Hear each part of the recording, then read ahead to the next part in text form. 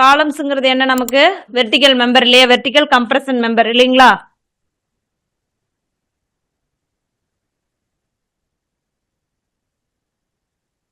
So ஸ்ட்ரட்ஸுங்கிறது என்னன்னு பார்த்தோம் நம்ம.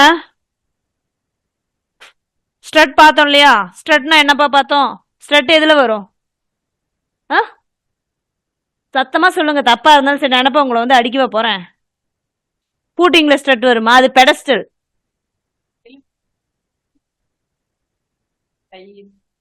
அது எதுல வரும்?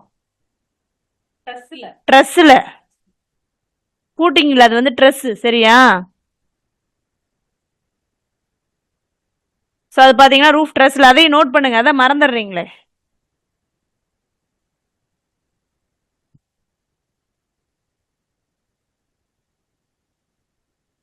Next classification.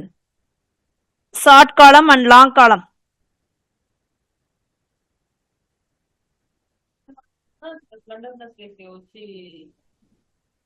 Short column. Short column na enna solluvom?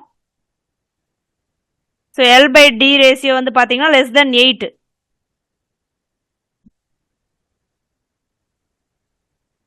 So compression member in truss members. Compression வர்ற மெம்பர்ஸ் இந்த ட்ரெஸ்ல இருக்கிற கம்ப்ரஷன் மெம்பர் எல்லாமே ட்ரெஸ். டைங்கிறது என்னது?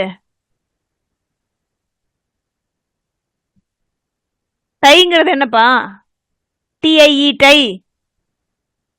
ரெண்டையும் சேர்த்து கட்டுறது டை தான். ட்ரெஸ்ல வர டென்ஷன், இந்த ட்ரெஸ்ல வர டைனா என்னன்னு சொல்லுவோம்?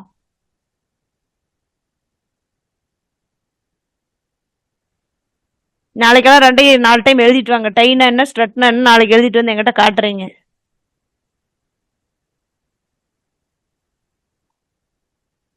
நான் சீரியஸா தான்ப்பா சொல்றேன், அப்பதான் மறக்க மாட்டீங்க எக்ஸாம்ல.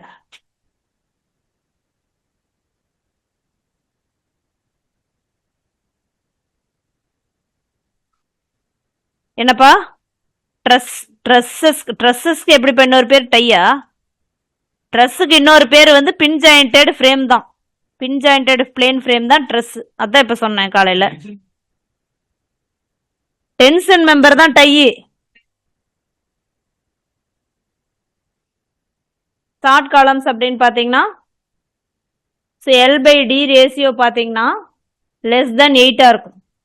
எய்தர் லாம்டாவோட வேல்யூ லெஸ் தென் 32. ஓகேவா? ஸோ லாங் காலம்ஸ்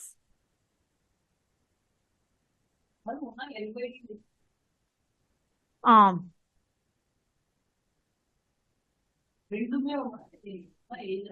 ரெண்டுமே தான். லாம்டாங்கிறது என்னது? L by D. லாம்டாங்கிறது பாத்தீங்கன்னா I by L by R, that is radius of gyration. அந்த வேல்யூ எடுத்தோம் அப்படின்னு பாத்தீங்கன்னா 32 இருக்கும். ஓகேவா? Or L less than 8 into d. Long காலம்ஸ்ல பாத்தீங்கன்னா L greater than 30d, lambda value greater than 120. So in பிட்வீன்ல இருக்கிறது பாத்தீங்கன்னா இன்டர்மீடியட் காலம். ஓகேவா? So short column fails by, சத்தமா சொல்லுங்கப்பா, கேட்க மாட்டேது. Compression or crushing. So next long column fails by buckling. ஓகேவா? Buckling R crippling. ஓகேவா? Crippling to bending. ஓகேங்களா? கிரிப்ளிங் பார்த்தோம் இல்லையா நம்ம, வெப் கிரிப்ளிங் வெப் பக்லிங்னு சொல்லி, கிரிப்ளிங் டு பெண்டிங். இதுல பாத்தீங்கன்னா கிரஷிங்னால ஃபெயில் ஆகும், பாத்தீங்கன்னா பக்லிங். ஓகேங்களா? ஏன் அப்படின்னு பாத்தீங்கன்னா மெம்பர் வந்து ரொம்ப ஸ்லெண்டரா இருக்கிறதுனால. ஓகேவா? ஸோ நெக்ஸ்ட் கிரஷிங் லோட் எப்படி ஃபைண்ட் அவுட் பண்ணுவோம்? அதான் இன் கேஸ் ஆஃப் ஷார்ட் காலம் PC is equal to compressive stress into area of steel. இல்லையா? பார்த்தோம் இல்லையா? சரி, FCK கிடையாது, FC.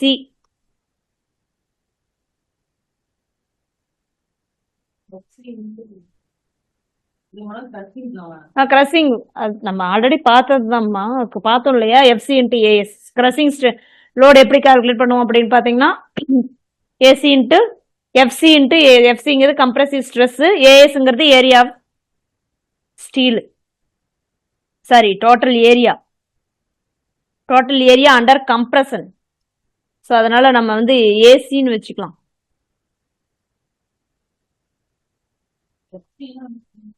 Compressive stress.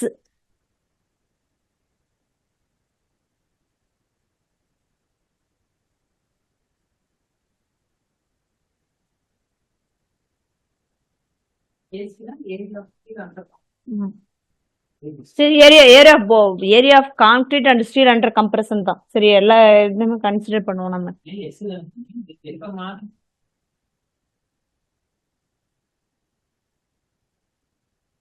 நெக்ஸ்ட் வந்து பாத்தீங்கன்னா radius of gyration.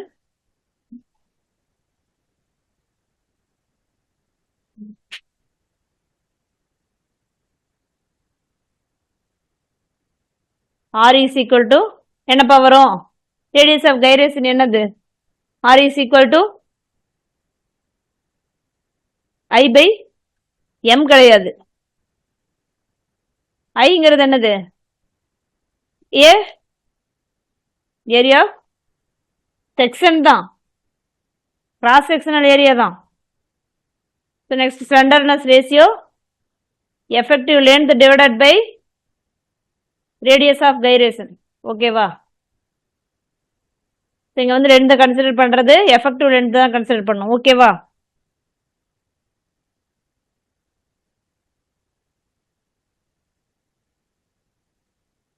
Next note.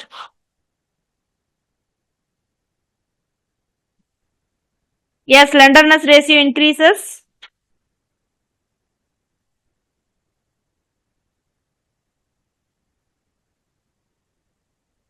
Permissible stress or critical stress reduces. So slenderness ratio increase ஆகும்போது என்ன ஆகும்? ஆப்வியஸா permissible stress or critical stress வந்து பாத்தீங்கன்னா நமக்கு reduce ஆகும். ஓகேவா? Consequently, load carrying capacity also reduces. ஓகேவா?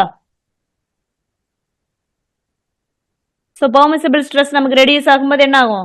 ஸோ லோட் கேரிங் கெப்பாசிட்டி நமக்கு வந்து கம்மியாகும். ஓகேவா? So next radius of gyration will be least along major area axis of cross section. Radius of gyration will be least along major axis of cross section. So நீங்கள் exam prepare பண்ணும்போது line by லைனாக content, so problem எதாக இருந்தாலும் எதையுமே skip பண்ணக்கூடாது. ஓகேங்களா? So இந்த மாதிரி கண்டென்ட்ல இருந்து கூட கொஸ்டின் கேட்கலாம். நோட்டுன்னு நான் சொல்கிறேன் இல்லையா, இந்த லைன் பை லைன் எதையுமே ஸ்கிப் பண்ணாமல் தான் படிக்கணும். ஃபார் எக்ஸாம்பிள், ஃபார் ரெக்டாங்குலர் காலம் along YY axis. For example அதுதான் ரேடியஸ் ஆஃப் கைரேஷன் என்ன சொல்றாங்க? மேஜர் ஆக்சிஸ் பேஸ் பண்ணி பாத்தீங்கன்னா லீஸ்டா இருக்கும். மேஜர் ஆக்சிஸ்ல ரேடியஸ் ஆஃப் கைரேஷன் பாத்தீங்கன்னா லீஸ்டா இருக்கும். அதுதான் எக்ஸாம்பிள் சொல்றேன். ரெக்டாங்குலர் பீமுக்கு பாத்தீங்கன்னா, ரெக்டாங்குலர் காலம்க்கு பார்த்தோம்னா along YY axis.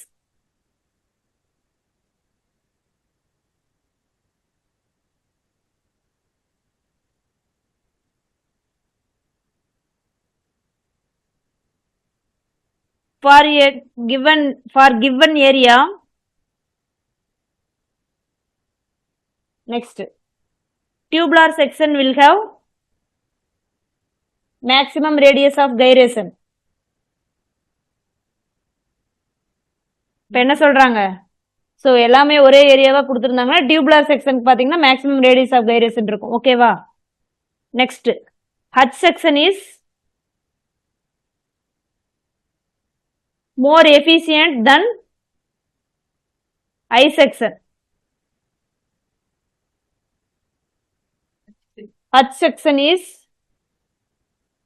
more efficient than I section.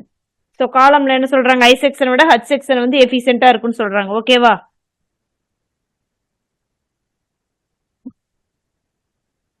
Next, equilibrium of a காலம். டைட்டில் யூக்லிபிரியம் ஆஃப் எ காலம்.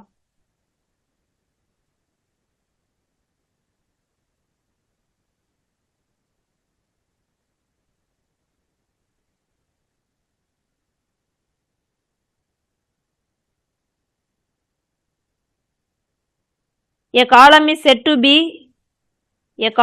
said to have buckled or failed. A column is said to have buckled or failed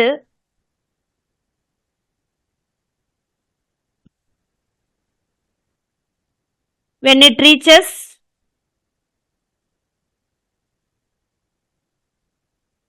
neutral equilibrium.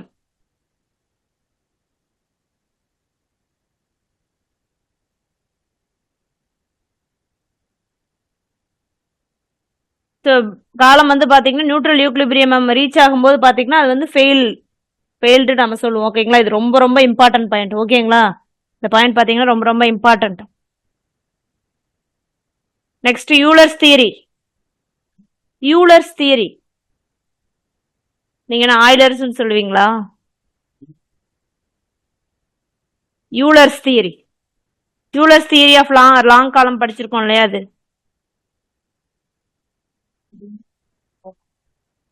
ஆமாம்பா.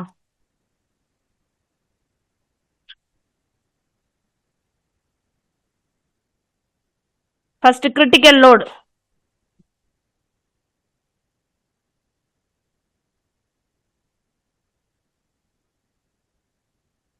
The smallest force. critical loadனா என்னன்னு பாத்தீங்கன்னா the smallest force at which a buckled shape is possible. Force at which a buckled shape is possible. Shape is possible. அதாவது வந்து எந்த லோட்ல எந்த minimum லோட்ல வந்து நமக்கு பக்லிங் ஷேப் கிடைக்குதோ அதான் வந்து கிரிட்டிக்கல் லோட் அப்படின்னு சொல்றோம். ஓகேவா?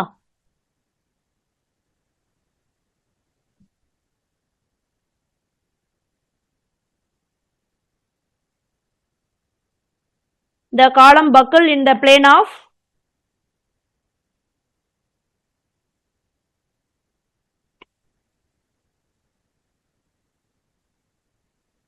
major axis